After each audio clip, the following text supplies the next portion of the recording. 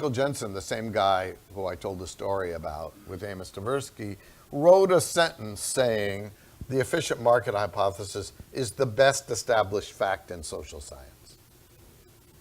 Now, there are two aspects of the efficient market hypothesis. One is what I call the no free lunch component, which says you can't beat the market. And you can't predict the future from the past, for example. That component of the efficient market hypothesis, I say, is approximately true. I say approximately. I'm a partner in a money management firm that actively tries to beat the market, and so far we can, but not by a lot and not every year. So it's approximately true.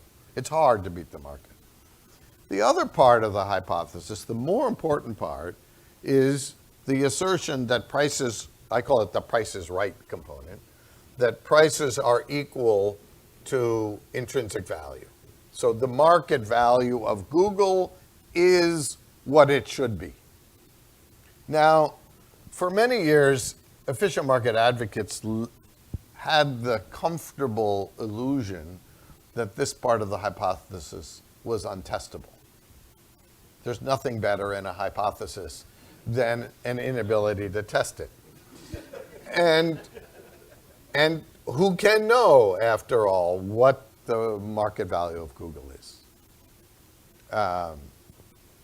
Nobody can prove that it's right or wrong.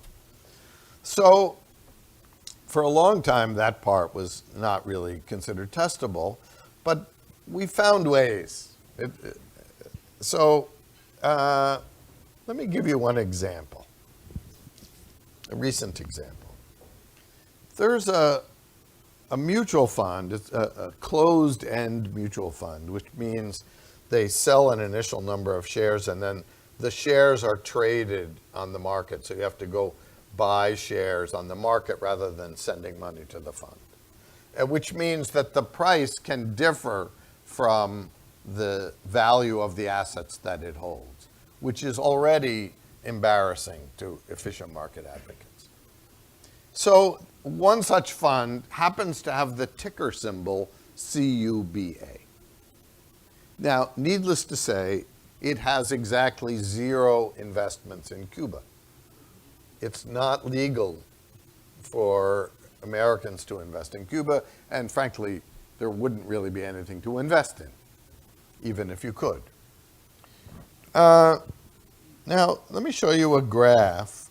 The day that President Obama announced that he was going to relax relations with Cuba, the fund went from a 15% discount to a 70% premium, which means you have to pay $170 to get $100 worth of assets, whereas you used to be able to get it for $85. Now, I can't tell you what the right price of the assets the fund owns is, but I can tell you, you shouldn't be paying $170 for $100 worth of those assets. And whatever those assets are worth, they were unaffected by what the president did.